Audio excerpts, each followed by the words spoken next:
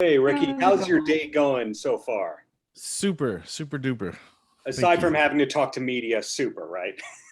Well, honestly, every morning I do a podcast. And so mornings, I look forward to talking to the media. Well, bottom line is it's a pleasure to be connected with you. Longtime fan of who you are and what you do. Because as great as you were on the field, your influence is felt way off the field all these years later. So that leads us to the great Heisman product, which I get the pun on the name right there. How long was it from going, I want to do this, to actually doing it with Heisman? Mm, I'm not sure it was ever really like, I want to do this. It was always felt like I have to do this, you know? And, I'm turning 45 next week and, kind of getting over the hill. It Over becomes the hill. No, but there really is a hill. It's real that Yeah. there's a good chance that I'm over the halfway point. Very good chance. And so I look back and I realize all of the things that I went through the first part of my life, Hmm. by definition, were preparation for the second part of my life. And so understanding of like where I'm moving into the future, I look to, okay, what experiences, what wisdom have I garnered, in this point into the journey? And a huge part of my story involves cannabis. And so to take what I know and to share it with people and to invite people to have the same kind of relationship, which for me has been a positive relationship with cannabis. And I think it's real. It's here. It's going to be, more people are going to continue to be open to and use cannabis. And if someone can lead the way and show people, how to have a productive relationship with this plant, I think that's a positive thing. And I feel like it's a responsibility that I have. Yeah. Well, going back to what you just said there, when you first were publicly favorable about cannabis, a lot of people were laughing about it, the old stereotypes and whatnot. But now, in the past few years, we've seen a lot of states legalize cannabis. Celebrities are not afraid to have their name on products and the like. So when was it that you started to realize of, oh, I was right this whole time? You know, it's a good question. You know, I think I always knew on the inside I was right. And to me, the question was more about the conflict when there's something that we feel inside, but what the world shows us is actually something quite different. Hmm. And this is a common theme for anyone who's had the experience of being ahead of their time. It means we're aware of something that conventional reality is not ready for or is not caught up to. And what do you do?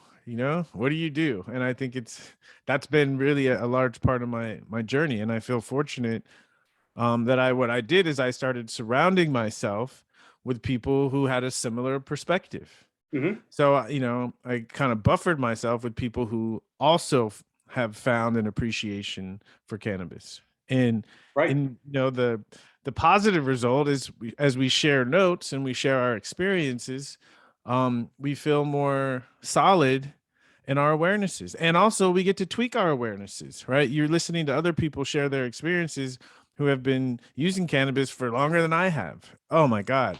That's what I love, the old school guys, right? They tell the stories and you get an appreciation for, oh, so I'm not the only person that's experiencing this. People have been experiencing this for thousands of years, right? Then you don't feel so alienated. You feel part of, like, you feel like you're part of something. And that's really what Heisman is about. It's about creating a community of people who feel like they're a part of something and about the utilization of this wonderful, wonderful herb. Yeah. Well, to your credit, you were not just ahead of the curve with cannabis and being outspoken about it. I think that you were ahead of the curve when it came to star athletes with the vegan lifestyle, with yoga, with all sorts of things that are about long-term health and wellness. So when I talk to a musician and you go, who are your influences? Who are the people that made you want to write music and all that? It's pretty easy. They go, oh, the Beatles, oh, Jay-Z.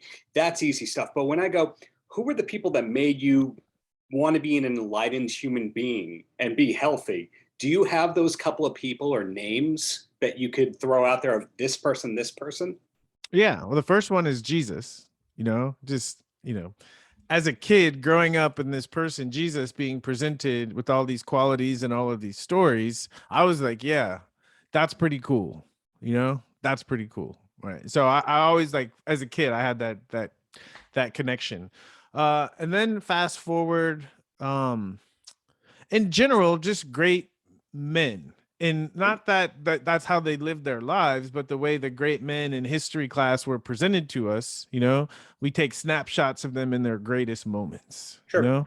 So there's that. But on a more intimate personal level, I think the next person was Bob Marley. And what spoke to me about Bob Marley was that his, like, when you listen to the music, that it serves the musical function because your body wants to move, right? And it sets a mood. Okay. Sure. And that was his job, and he made a lot of money, and he was famous and all that good stuff. Okay. Yeah. But the beauty of Bob Marley is that he utilized his platform, right? And he had a message. They called him a prophet. And so as a kid listening to his music, it served like the musical function, but it was like transmitting some like deeper values that resonated. And it, they resonated with me with the same part of me that was really into the Jesus guy.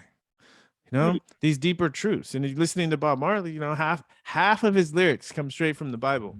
Mm-hmm. So I'm feeling like, there's kind of like this lineage, and I call it a spiritual lineage because the idea of spirit is thinking, for me, is not just thinking about myself, but thinking about how I fit in like the larger scheme of things. And this, I mean, most people don't think about it, but this applies directly to being on a football team, especially in the NFL, because an NFL football coach, a college football coach, even to a certain extent, a high school football coach, he's trying to get a bunch of guys, okay, individuals, okay, right, guys, to get on the same page and to share a same mission, okay? Like if you really didn't realize you were in a football environment and you heard a coach speaking to a team, you might think you're in church, because coaches are always, there's the game plan, there's the strategy, but a coach knows you have to build character to get guys to sacrifice their own personal needs and do something that's for the greater good. It's almost like you've thought about these things before. You think? Yeah. And it really blows my mind about how intelligent you are, which I didn't know about until the ESPN special, because as grown up as a big NFL fan, you don't really think about the personalities off the field. You just think like that guy put a lot of yards or points or whatever, and we see it printed in the newspaper, and that's that. Were you this philosophical as a kid, or is this something that happened once you became a professional athlete and you started thinking about your role in the world? I think I don't think we really change in life. I think all we really have the potential to do is become more of ourselves. And whether it's, for some of us, it happens quick. For some of us, it happens really, really, really slowly. Okay. Sure. And so there are the seeds, right? The seeds of who I am are always there. I just, you just need certain experiences to water those seeds so that they grow into something. And so because I was, I ended up moving towards football, my philosophical mind and my need to figure things out and find the answer was focused towards, how do I run this play? How do I pick up this linebacker? How do I run this route? Right? It was directed towards football. And as I started to realize that there was more to me than just being a football player, then this kind of thinking, my intelligence, if you will, started to be directed to other areas. And some of the areas to me were actually more fulfilling than running up and down a football field. Right. And so as I leaned more into those areas, I brought the same passion and the same desire that I brought to football to these other areas, and the same kind of intelligence has manifested in other areas too. So you mentioned at the beginning that you think in being 45 years old that you're, into the second act. Do you have this whole list of goals and things you want to accomplish, or are you more the 1 day, 1 week at a time kind of entrepreneur? It's like, I think it's like once you find the mountain that you're here to climb, your work is to climb that mountain. Okay. And I feel like the first half of my life was trying to figure out the right mountain to climb. And now I feel like I'm on that mountain. I'm on that mountain climbing. So the goal is to get to the top. Yeah. You are where you wanted to be all those years ago. It just took a while. Exactly. But I'm at the base of the mountain, you know? It's like when you start on the trip, the mountain range, okay, is way off in the distance, Mhm. okay? And you know, you stay focused but it's like it's a dream, right? You don't really know what it's going to be like because it's off in the distance. And as you get closer, it becomes more of a reality, and sometimes it looks different than you thought. And then you finally get to the mountain range, okay? And then you get to the base of the peak, okay? And I feel that I'm like there at the base of the peak. Okay. And now it's like gathering my stuff to start to, but I know that's where what I saw way back here. I'm here now. That's what it feels like. Well, two quick questions, and then I'm going to let you go. And the first one is the old joke. I think it was Jimmy Kimmel or Jay Leno when you first announced your retirement, and you said, "I want to smoke pot and listen to music," and they were laughing at that. And now we know that, hey, Ricky was a genius with all of that. What music besides Bob Marley are you primarily into? Is it all mellow all the time, or is there a secret metal side to you? It really is all mellow. You know, the genre would be called neo soul. Oh yeah, But Anthony Hamilton, Jill yeah, Scott. Yeah. but it's yeah, I love them, but it's the specific flavor. So like Erykah Badu, Janae Aiko, Yeah.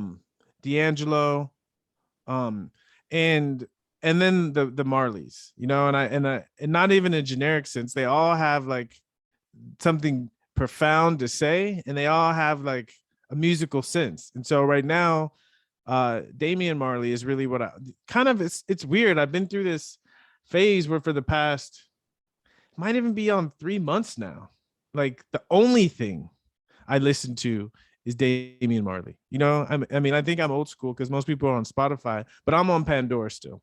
And so I'm on Pandora and I just go to artists only, Damian Marley, and like that's all that I'll listen to in the car. You know, in the house, a lot of things are playing because my wife has a very taste in music. But Now I know. And my last question for you is, my wife and I, every time we start a new TV show, we finish it in like 4 days, and we need a new thing to start. Do you have a recommendation or two that you could give us? What are you guys into? So in a given week, we can watch Atlanta.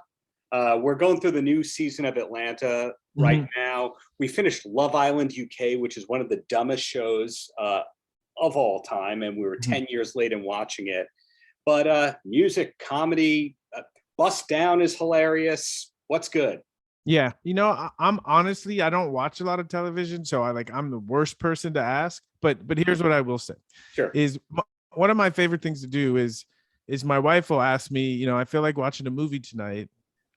What should I watch? And so I'm an astrologer, if you don't know that. I'll look at her astrological chart and I'll kind of get a sense of like what are the themes that are up for her, and then I'll think of what movies relate to those themes, and I'll have her watch the movie. Because I find one of the powerful things about media, you know, television, movies, series, especially now, they're so dynamic, is that it can like bring up stuff, you know, that we're working on and help us deal with it in the television, so we don't have to deal with it in real life, you know, in a positive sense, right? It gives us the insight and helps us, oh, okay, like as we put ourselves in the character's shoes and they're going through something similar, you know, that we can really like work out a lot of stuff that way.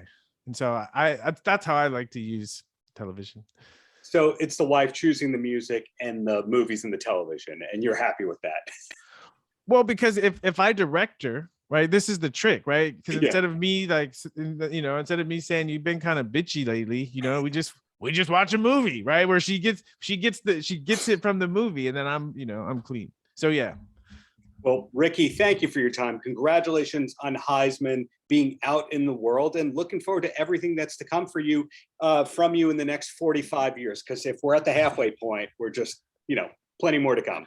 Yeah, and hopefully when I'm 90, that I'm still contributing something useful to the world. So yeah. Fingers crossed, man. Have a wonderful rest of the day, man.